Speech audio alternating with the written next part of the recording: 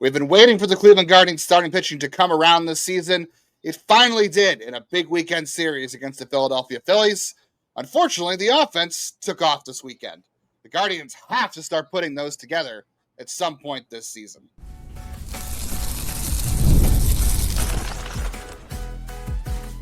You are Locked On Guardians, your daily podcast on the Cleveland Guardians. Part of the Locked On Podcast Network, your team every day. Welcome on into a Monday episode of Locked On Guardians, part of the Locked On Podcast Network. We cover your team, your Cleveland Guardians, every day. We're covering the Cleveland Guardians from the majors to the minors to draft and everything in between, and we do it every single day. Thank you for joining us, whether you're an everydayer or whether you're new here. I'm Justin Latta. I have been covering the Guardians minor league system since 2007. I contribute to the News Herald, the Morning Journal, next year in cleveland.substack.com, where I do Guardians minor league analysis. And I've been watching Cleveland Guardians baseball my entire life, and I wish part of that didn't include having to watch Kyle Schwarber. Yeah, it was a weekend. Before, I guess I should give my introduction. I am Jeff Ellis, one of your two co-hosts here. One of the first people brought on when they wanted to talk baseball. Before that, I was a longtime draft and prospect analyst at Scout and 24/7. Real quick, shout outs to some iTunes reviewers: Greg Klepsig, Mickey 2357, Andy DV Sice. Oh, I know Andy. And Greg JF. Thank you all for those iTunes reviews. We appreciate it. And we appreciate all of our everydayers, everyone who's new. Every chance is a chance for a podcast to be someone's first podcast. I want to thank you for making Locked On Guardians your first listen today and every day, wherever it is you get podcasts. Even if we have no newsletter, we appreciate you coming in and getting the news from us.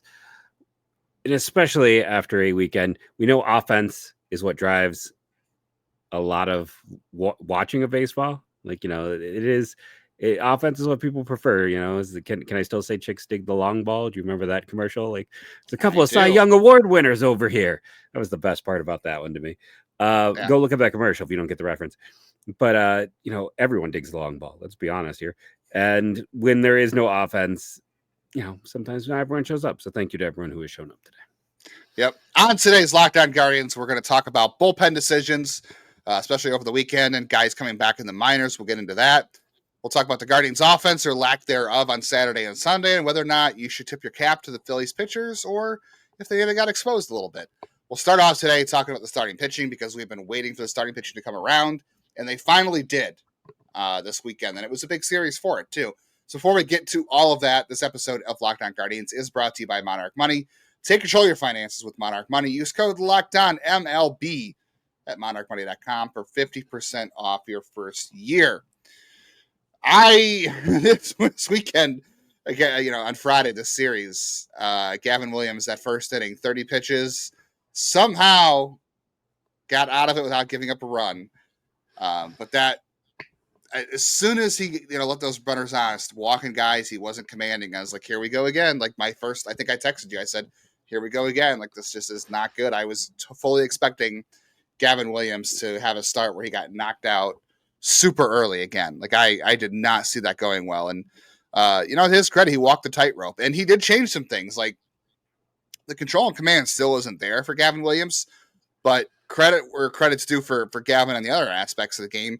He finally, and whether this is on him or Carl Willis or Bo Naylor or whatever, finally pulled back the fastball usage. We've been talking about this. If you're an everydayer, you've heard this. We've talked about the pitch mix, the sequencing for Gavin. Somebody asked us on our mailbag show on Friday, what does Gavin have to do to get right? We said Gavin had to start pulling back the four-seam fastball usage. Yeah. He worked in the cutter a little more. He worked in the curveball. He worked in this, worked in the sweeper. So now he's using a few more of those things. And we've talked before, the individual pitches for Gavin Williams are there. They're good, but it's about how they play off each other and if, like we said, if you're going to throw a pitch 50% of the time, hitters are going to try to eliminate everything else and just wait on the fastball. And I don't know whether or not that's why they're crushing the fastball. I think there's other things going on there with the fastball we can talk about. I know, Jeff, you were reading something over the weekend about it. But at the very least, we saw progress. We saw adjustments. We've been talking all year about making adjustments, and he finally made an adjustment. They switched up the pitch mix a little bit for him, dialed the fastball back. He looked much better. Then Tanner Comes in. I mean, this was the best stretch of starting pitching the Guardians have had all year. And it came from the biggest three starters on the team. It came from Gavin, it came from Tanner, it came from Luis Ortiz. They all looked fantastic. You know, Gavin worked through his troubles in the first inning, got him through 5, walked the tightrope a little bit. Tanner was awesome on Saturday. Pitched to contact, went deep into the game, battled cramps again. We'll see if, you know, maybe eat some more bananas or drink some pickle juice. Maybe not both at once. That sounds kind of gross. But he was fantastic. You know, one of the best starts of his year. He's the only starting pitcher for the Guardians this year to go 7 innings twice. And Luis Ortiz on Sunday Night Baseball acclimated himself really well. I mean, Alan Porter definitely was, you know, starting or taking the over on Luis Ortiz strikeouts, I think, on FanDuel. But it was a great show. He also hosed him once, too. I know. Like, he was all over the place. It was. But this was a great series for the starting pitching to show up and show out. And they did, because the Phillies have a great offense, right? This is a great lineup that scores a lot of runs. They've had their ups and downs this year. You know, Bryson Stott hasn't been all that great, and Trey Turner has been around, and Nick Castellanos has struggled. But that's a very good lineup in Philadelphia. And the starting pitching came out, and Gavin was able to keep them off the scoreboard, and Tanner and Ortiz were fantastic throughout their entire start, aside from, like, you know, one pitch each. Yeah. And, you know, I was trying to pull up the stuff with Lance Brzezinski, but, you know, the interesting thing with Gavin in particular on here is, you know, that how much he used that cutter. And, you know, the whole thing is he's just still not hitting the spots on his curveball. Like, the curveball is his K pitch. And the interesting thing for both Gavin and Tanner is that they weren't generating a ton of whiffs. I feel like maybe I'm wrong in Gavin, but, you know, the whiff counts were still lower for both of them. So eventually they're going to need to do that. But, you know, you're not going to sit here and argue when that's like, listen, the Phillies are viewed as I think they've been viewed as a top 3 team in the National League for the past few years. Like, they're a team thanks to that pitching staff, but also they got some poppers.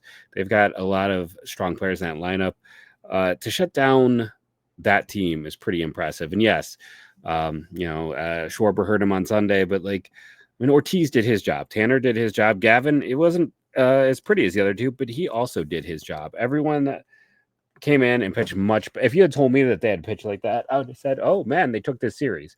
They didn't, but I would have been very happy with the way they were playing coming in, with just how well they pitched. And, you know, for both for Tanner and Gavin, I think it's, you know, both are getting.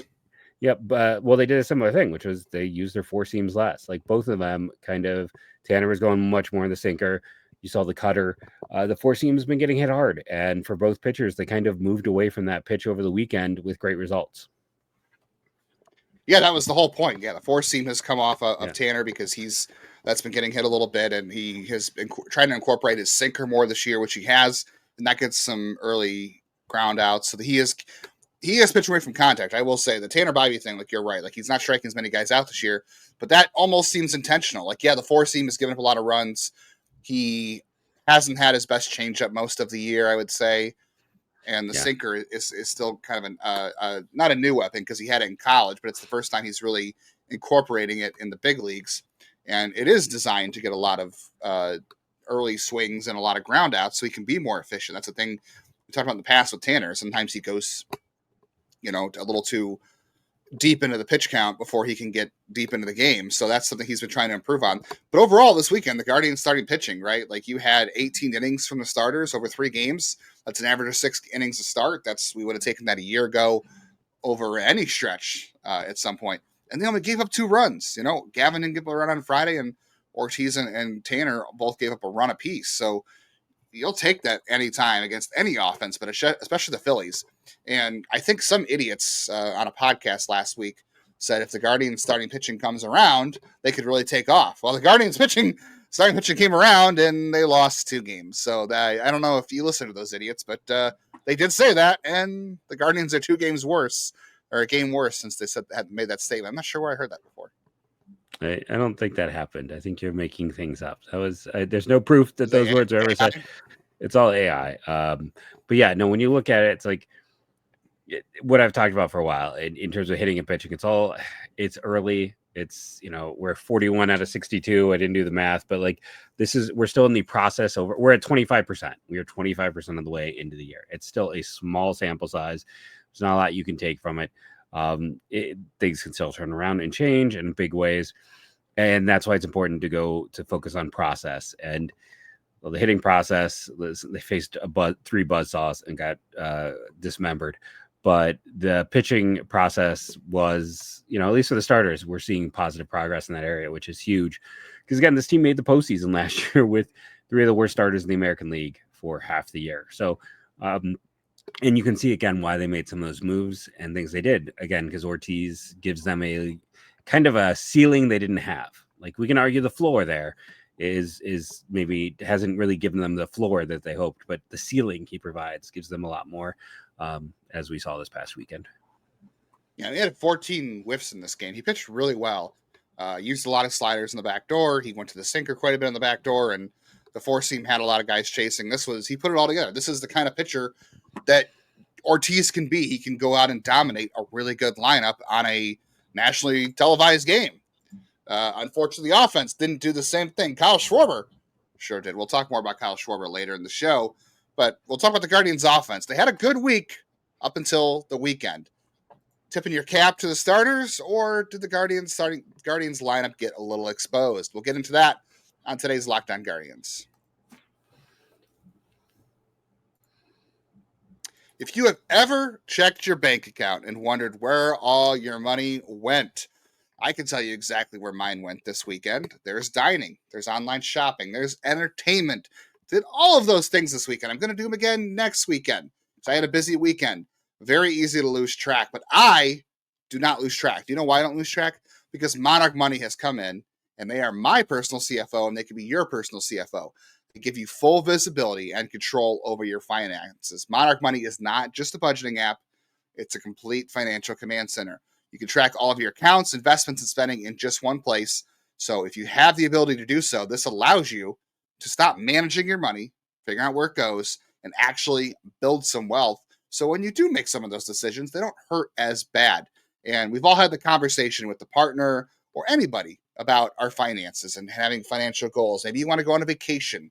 Maybe you're saving for some home improvements. Maybe you need to buy some stuff. Maybe you're trying to save money for a college fund. Any of those things. You can manage your money no matter what you do and build some wealth. And you can also set some goals on Monarch Money, and you can do that with your partner. It tracks multiple accounts without the stress. So take control of your finances with Monarch Money. Use code LOCKEDONMLB at monarchmoney.com for 50% off first year. That is monarchmoney.com. Code LOCKEDONMLB for half off your very first year.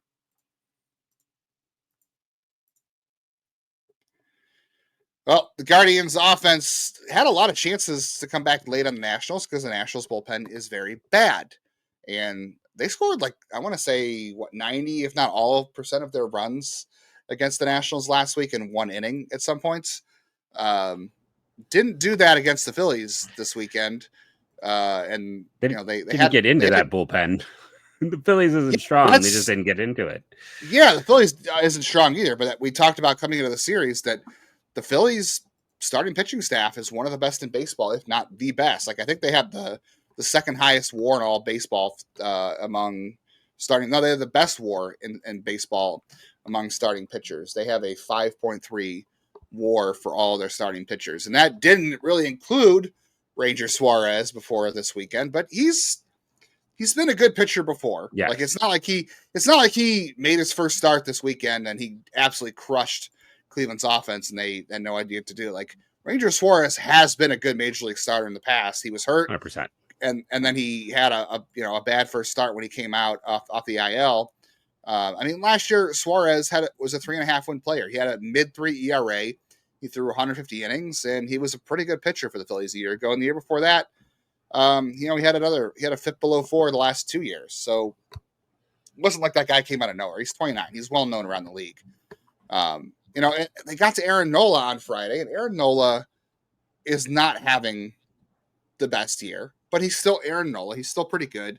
And like we talked about in the past, you have to go out and still execute. It doesn't matter how good or bad a player you're facing is. You have to go out and execute and get the job done because nobody says, well, this guy's not good. So if I don't beat him, or if I beat him, it doesn't really count. Those stats still count. They did a good job against Aaron Nola on Friday. How did they do it? They drew some walks. They drove up the pitch count. And they didn't do that Saturday and Sunday. Ranger Suarez got deep. Zach Wheeler got deep because Zach Wheeler is really good. Zach Wheeler probably should have won a Cy Young by now. Let's be honest. Yeah. So, Jeff, where are you at on this weekend? So we talked on Thursday's show when we previewed this series, and we said I think the tendency for a lot of people is going to be to put a lot of stock into the series, and I don't want to take the good parts of the series and say, well, the Guardians starting pitching shut down the Phillies offense, so that's good, and the Guardians offense didn't show up against the Phillies, so you just tip your cap. Like, I think a lot of things can be true at once. I think sometimes we fail as people and sports fans to understand that multiple things can be true at once. The Guardians starting pitching was really good against the Phillies this weekend, and that's a good thing because the starting pitching has needed to get better. The offense didn't look good Saturday or Sunday. They looked good Friday.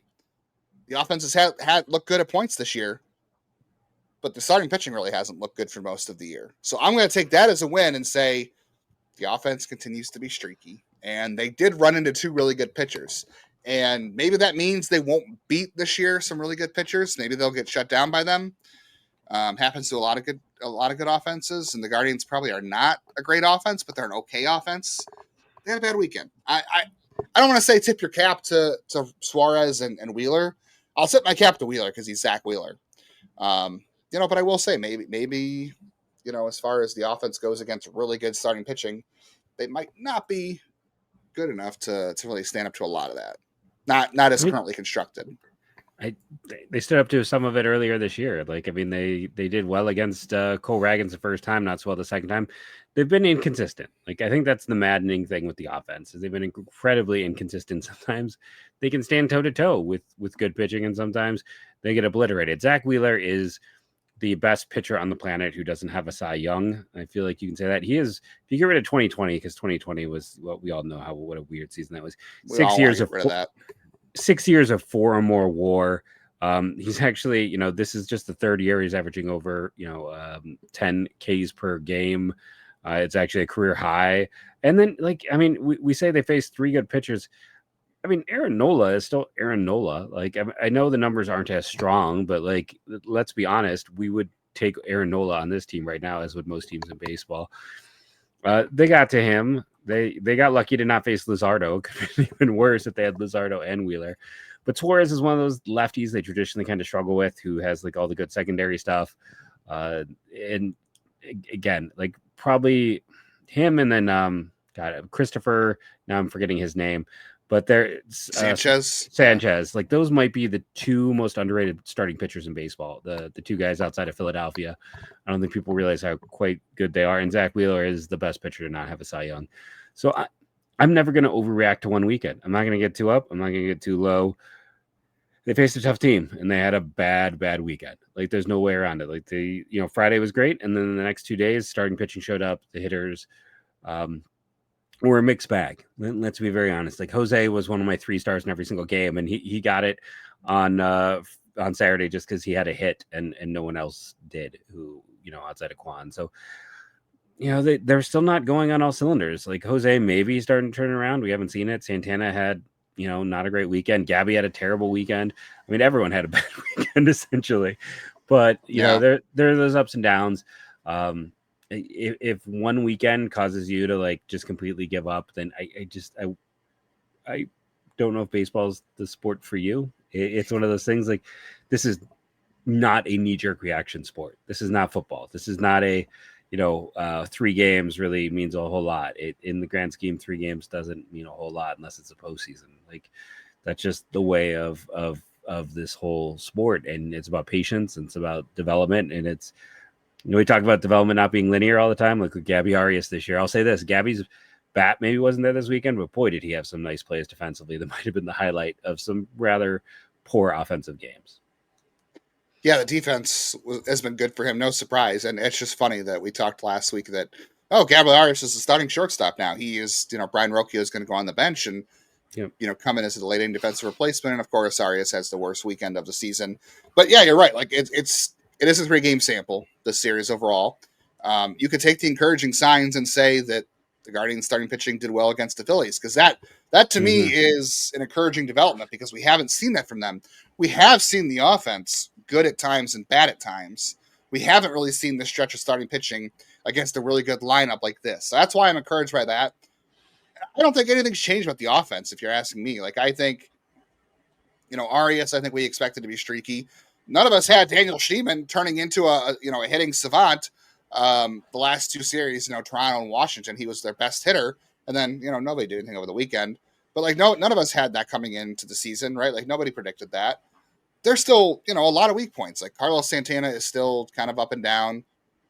He's had a better May, but everybody was bad this weekend. Jose, like you said, Jose still hasn't gotten it going. Bo Naylor's been streaky.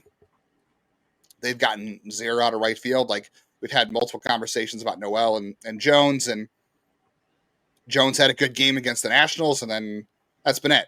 Yeah. Like, so you can say, yeah, no, I think that's the offense. I think that's the offense overall. Like, I think we can say as a whole, the offense, like, Martinez has been a nice shot for them. But he's, he can run hot and cold. Yeah. Yeah. And he had a big home run Friday night too. That was fun. Yeah. That was a really fun first home run, right, of the year. Yeah, it was his first home run of the year. He runs a little bit hot and cold. And, at 40 games, you don't want to sit here and say, well, that's how they're going to be, but that's what they've been so far. And I think it's fair to say that no matter who they're facing, it can happen against good pitching and bad pitching. And it happened against good pitching this year or this weekend. And we'll see what they do this coming week against the Brewers, because the Brewers this year for once don't have great starting pitching. They'll run into a good pitcher on Monday in Freddie Peralta, but after that you got Quinn Priester, who's not been good, and old nemesis Jose Quintana on Wednesday. That'll be a lot of fun. He's pitched really well so far, and he has had the Guardians number for a long, long time. All right, the bullpen over the weekend, not so hot. We got to talk about that. We got to talk about some bullpen decisions. We'll talk about some players who are finally coming back that could help this bullpen. Looks like a little bit of depth and help is on the way for a bullpen. We're trying to get back to 2024 levels, even if they are impossible. That's coming up next on Locked On Guardians. But first, let's talk about wonderful pistachios. Backwards. Right here is I've been getting the name wrong. Jalapeno lime. That is my favorite. That is my go-to. I save the bag even when I finish them off, so I can use the extra bits and pieces, because that's how good the coating is. If you're looking for a snack that's both delicious and nutritious, crack into a good source of protein with Wonderful Pistachios. Wonderful Pistachios is one of the highest protein nuts. Each 1 ounce serving has 6 grams of protein, giving you 10% of your daily value. Plus, they're packed with fiber and better for you unsaturated fats to keep you feeling fuller longer. And that's the big trick. You want a snack that fills you up, so you just don't eat handfuls of junk. Wonderful Pistachios is not that. All the high amount of protein in here is what is going to help you fill up quickly, and eat the right amount, not overeat, not get how many added sugars are there. That would be 0%. None of those sugars. You get the proteins in there, you get the fiber, 11% of your daily fiber in one serving. So there's a lot of great things in this little bag of delicious Wonderful Pistachios. So get snacking and get cracking with the snack that packs a protein punch. Visit Wonderful Pistachios to learn more.